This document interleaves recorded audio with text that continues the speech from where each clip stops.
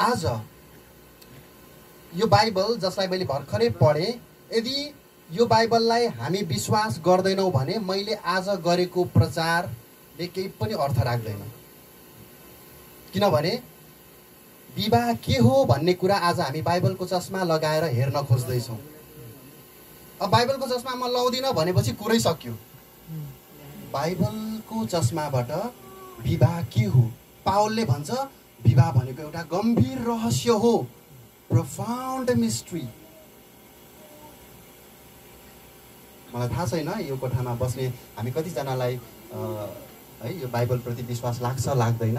ठिकै छ, हामी स्वतन्त्र छौँ यो कुरामा। तर मैले भनिहालेँ, आज हामी तपाईँहरूको जे जस्तो बुझाइ छ म त्यसलाई सम्मान गर्छु, तर आज चाहिँ बाइबलको चस्मा लगाएर एकचोटि हामी विवाहलाई हेर्न जाँदैछौँ। पावलले भन्दैछ, पावलले पहिला सुरुमा उत्पत्तिमा भनेको कुरालाई कोट गर्नुहुन्छ अनि त्यसपछि भन्नुहुन्छ विवाह भनेको चाहिँ रहस्य हो, त्यो पनि गम्भीर रहस्य हो भनेर। किन बाइबलको चस्मा आवश्यकता छ? किनभने यदि यो चस्मा लगाएर हेरेन भने विवाह भनेको यहाँ हामी 50 जना जम्मा भएका छौँ भने 50 जनाको लागि 50 वटै मिनिङ आउँछ। वाट इज म्यारिज भन्यो भने विवाह भनेको के हो भन्यो भने खोइ त एब्सोल्युट आन्सर के हो त? त्यसो भए यहाँ त 50 वटा उत्तर आउँछ। त्यस्तो त हुँदैन। फेरि हामीलाई एउटा चस्मा आवश्यक छ। किन हामी बाइबलको चस्माबाट हेर्छौँ? किन हामी परमेश्वरको चस्माबाट हेर्छौँ? किनभने विवाह चाहिँ मान्छेले सुरु गरेको होइन, परमेश्वरले रचना गर्नुभएको, परमेश्वरले योजना गर्नुभएको हुनाले परमेश्वरकै आँखाबाट हेर्नुपर्छ विवाहलाई, बाइबलकै चस्माबाट हेर्नुपर्छ। तपाईँहरूको अगाडि जुन मोबाइल हरेकको हातमा छ, त्यो मोबाइल फोन चलाउनको लागि तपाईँले त्यो कम्पनीको त्यो म्यानुअल बुक नै हेर्नुपर्छ। केही बिग्रियो भने त्यही कम्पनीको म्यानुअल बुक, त्यसको ओनर जुन आधिकारिक विक्रेता छ, कम्पनी छ, उसले नै बनाएको म्यानुअल बुक हेरेर तपाईँले त्यसलाई समाधान गर्न सक्नुहुन्छ केही समस्या आयो भने।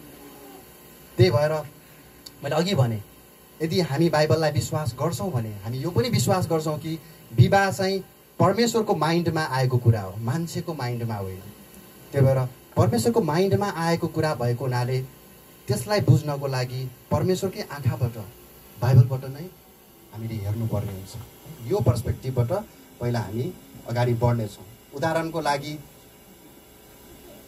2 + 2 4 यो सबैले हामीले मान्नुपर्छ। यो एउटा म्याथमेटिकल यो सत्यता हो होइन। यो पृथ्वीमा गुरुत्व आकर्षण छ, यो वैज्ञानिक सबैले मानेको सत्यता हो। अनि विवाह यस्तै गरी, यदि यो एब्सोल्युट ट्रुथलाई, यो अङ्ग्रेजीमा नेपालीमा यसलाई निरपेक्ष भन्छ सायद होइन, यो निरपेक्ष सत्यतालाई विवाह परमेश्वरबाट सुरु भएको उहाँको रचना र योजना हो। यो सत्यतालाई यदि हामी सहमतिमा आयौँ भने मात्रै होइन हामी सबैजना एउटा मिलन बिन्दु हुँदछ। सो यहाँबाट हामीले सुरुवात गर्नुपर्दछ। अब आज यही बाइबलको चस्माबाट यही निरपेक्ष सत्यतालाई सबैजनाले नमानेको हुनाले आज विवाहको मूल्य कति घटेको छ। विवाहको महत्त्वलाई मान्छेहरूले कसरी हेरेको छ? आज कोरियाकै हामी अवस्था हेरौँ, विवाहको रेसियो कहाँ छ? विवाह कति कम मान्छेले गर्छ। अझ विवाह किन गर्नु पर्यो?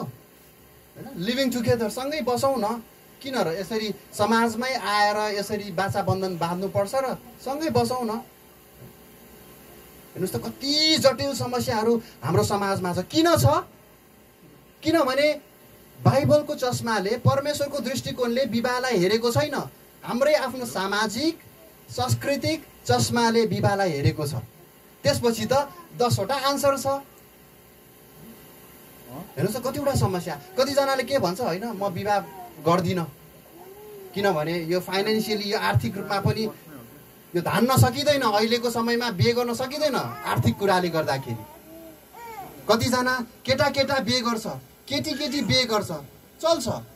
यो किनभने अघि मैले भने यसलाई विवाहलाई हामीले परमेश्वरको चस्माले, बाइबलको चस्माले नहेरेको कारण विवाह हाम्रो बिचमा यति सस्तो, यति कमर्सल भइराखेको छ।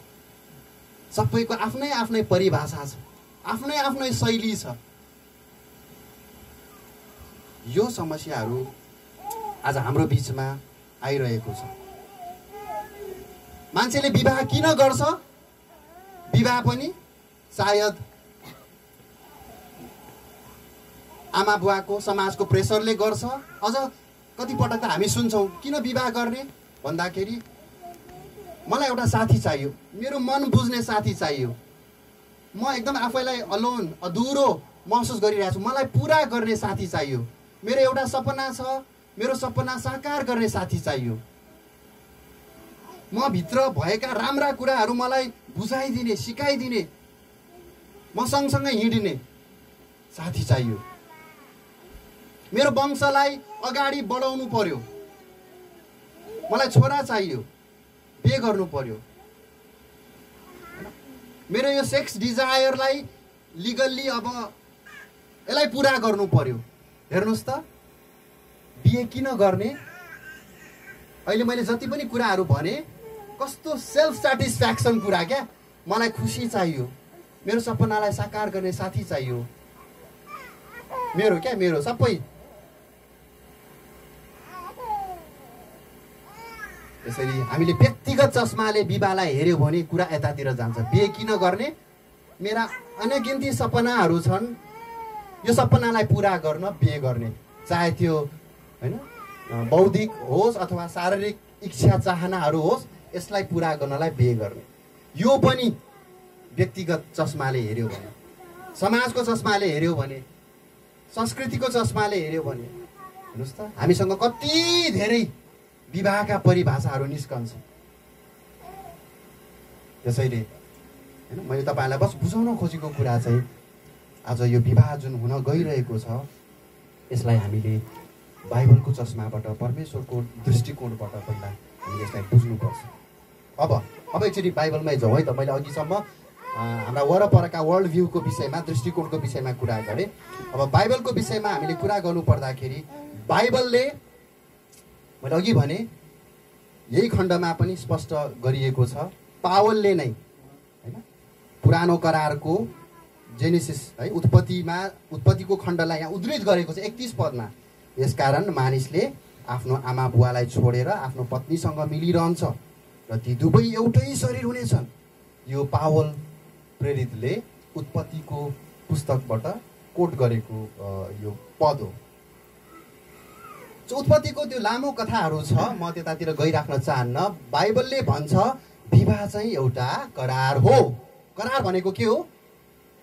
करार भनेको 2 वा 3 जना व्यक्तिहरूको बीचमा बाँधिने बाचा, बन्धन, प्रतिज्ञा हो। अघि हामीले संसारिक चस्माले हेर्यौं भने विवाह भनेको चाहिँ केटा र केटी बीचको बाचा बन्धन हो, अथवा केटा पक्ष अथवा केटी पक्षको परिवारको, यो 2टा पार्टी मात्रै इन्भल्भ हुन्छ यो संसारिक चस्माले हेर्दाखेरि। अक्सर हाम्रो समाजमा विवाहलाई चाहिँ पारिवारिक, सामाजिक र कानुनी सहमति, यो 3टा कुरा, व्यक्तिगत अनि त्यसपछि परिवार, त्यसपछि समाज अनि कानुनी रूपमा पनि त्यसलाई वैधता दिनको लागि यो 4वटा पक्षहरूको बीच सहमति हुन्छ। तर यसमा 2टै मात्र पार्टी हुन्छ, केटा केटी पनि 2टै पार्टी हो, केटा पक्षको परिवार, केटी पक्षको परिवार, 2टा पार्टी भयो, समाज। तर त्यहाँ परमेश्वर आउँदैन।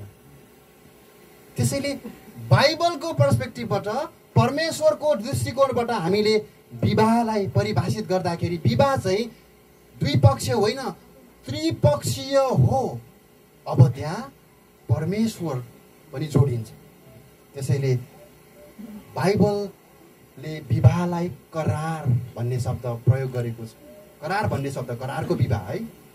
पुरानो करारमा यो कन्सेप्ट एकदमै प्रशस्त छ त्यहाँ।